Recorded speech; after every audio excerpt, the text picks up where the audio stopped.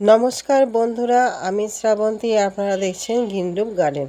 বন্ধুরা, আমাদের সমস্ত আম গাছে তো মুকুল চলেই এসেছে, তার সঙ্গে ফলও সেটাও শুরু হয়ে গেছে। কিন্তু আমাদের রয়েছে কাটিমন আম গাছ। যে কাটিমন আম গাছ আমাদের সারা বছর ফল দিয়ে থাকে, একটি 12 মাসি উন্নত জাতের গাছ।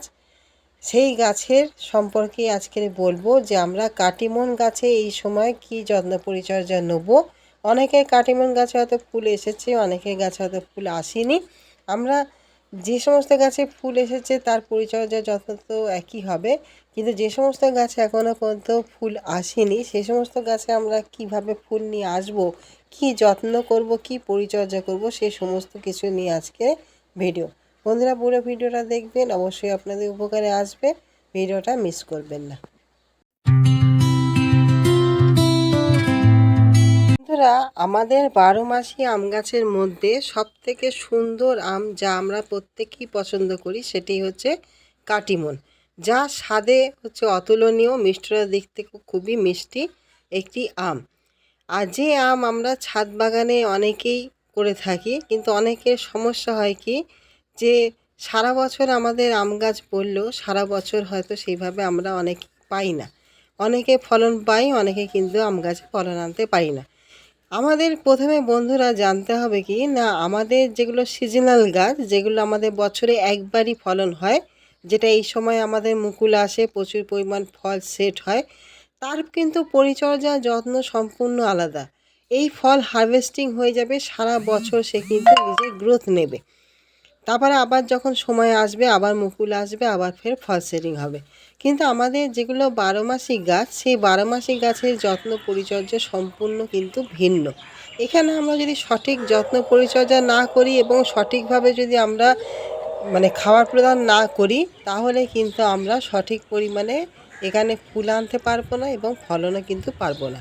সেই জন্য সঠিক যত্ন আমাদের অবশ্যই কিন্তু করতে হবে। বিশেষ করে আমাদের এই সমস্ত আম গাছে কিন্তু খাবার কিন্তু প্রচুর পরিমাণে কিন্তু দিতে হবে, এবং কিছু স্প্রে আছে যেগুলো কিন্তু আমাদের করে যেতে হবে, তবেই কিন্তু আমরা এখান থেকে ফলের আশা করতে পারি।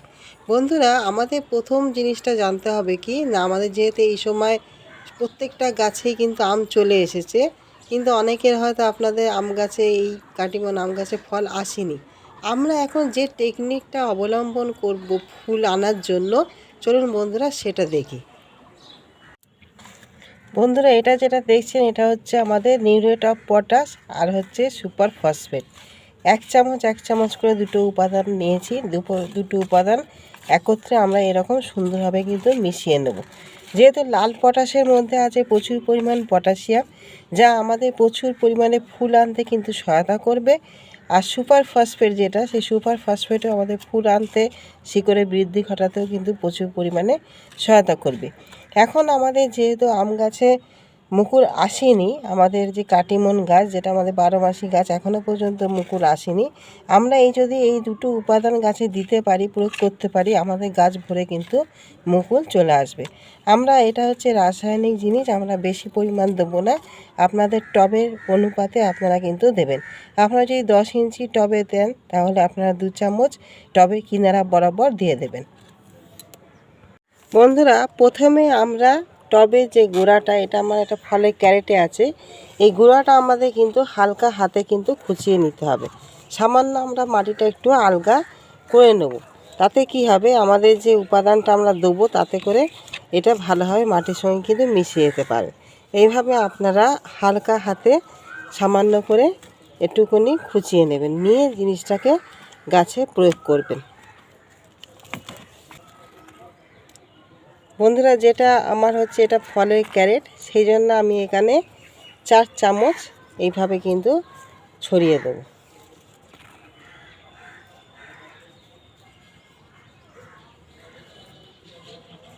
এইভাবে 4 চামচ টবের কিনারা বরাবর বা সাইড বরাবর আপনারা এইভাবে কিন্তু ছড়িয়ে দেবেন। দিয়ে এখানে আপনারা জল দিয়ে দেবেন। তাতে করে দেখবেন খুব তাড়াতাড়ি আপনাদের গাছে প্রচুর পরিমাণে কিন্তু ফুল চলে আসবে।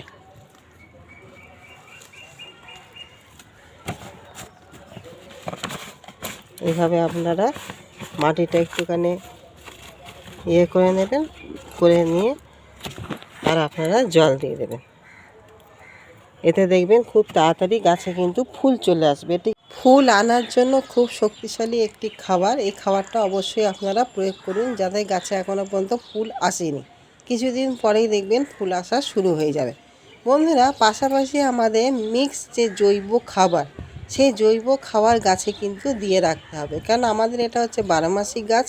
এখানে আমাদের খাবার কিন্তু সবসময় প্রয়োগ করতে হবে। দরকার পড়লে আমরা 1 থেকে 1.5 মাস অন্তর অন্তর করে কিন্তু অল্প অল্প পরিমাণ খাবার কিন্তু গাছে প্রয়োগ করব। কেননা আমাদের বছরে অন্তত 3 বার কিন্তু কাটিমন গাছে ফুল আসে আর ফল কিন্তু সেটিং হয়, সেই জন্য প্রচুর পরিমাণ কিন্তু এদের খিদে থাকে। সেই জন্য আপনারা 1 থেকে 1.5 মাস কি 2 মাস অন্তর অন্তর জৈব যে মিক্সড খাবার, সেটা কিন্তু আপনারা টব অনুপাতে কিন্তু গাছের গোড়ায় দেবেন। আর আমাদের এই জায়গায় কী করতে হবে, স্প্রে করতে হবে। স্প্রেটা কিন্তু আমাদের খুবই ভাইটাল, বিশেষ করে আমাদের মাইক্রো নিউট্রিয়েন্ট স্প্রেটা কিন্তু করতে হবে। এখানে মোবিন কিংবা অ্যাগ্রোমিন গোল্ড, যে মাইক্রো নিউট্রিয়েন্টই আপনাদের থাকুক না কেন, আপনারা প্রত্যেক মাসে একবার করে মাইক্রো নিউট্রিয়েন্টের স্প্রে কিন্তু করবেন। পাশাপাশি আমাদের করতে হবে জিঙ্ক আর বোরন। এই জিঙ্ক আর বোরনও কিন্তু প্রচুর পরিমাণ দিতে হবে আমাদের গাছে।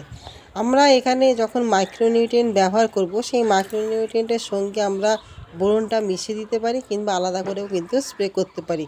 আর জিঙ্ক যেটা, সেই জিঙ্কটা আমাদের কিন্তু সবসময় আলাদাভাবেই স্প্রে করতে হয় বা মাটিতে দিতে হয়। সেই জন্য আপনারা যখন স্প্রে করবে অন্তত 2 দিন থেকে 3 দিনের ব্যবধানে কিন্তু স্প্রে করবেন। আমাদের প্রত্যেক মাসে একবার যেরকম একটা মাইক্রোনিউট্রিয়েন্ট দিতে হবে, তার সঙ্গে বোরন জিঙ্ক দিতে হবে। পাশাপাশি আমাদের গাছটাকে সুস্থ রাখার জন্য ফাঙ্গিসাইড এবং কীটনাশকও কিন্তু প্রয়োগ করতে হবে। বন্ধুরা, আমাদের যেহেতু 12 মাসি গাছ, সেই জন্য আমাদের কিন্তু খাবারের চাহিদা জোগাড় কিন্তু মেটাতে হবে। তবেই কিন্তু বন্ধুরা আমরা এইভাবে গাছে ফলন সারা বছর ধরে কিন্তু পেতে পারবো। বন্ধুরা, এই কটা টিপস যেরকম ফলো করবেন, খাবার প্রয়োগ করবেন, পাশাপাশি আমাদের গাছগুলোকে কিন্তু সারাদিনের সানলাইটে কিন্তু রাখতে হবে। কেননা সূর্যালোক অতি অবশ্যই আমাদের গাছের দরকার ফুল আনতে, ফল সেট করতে।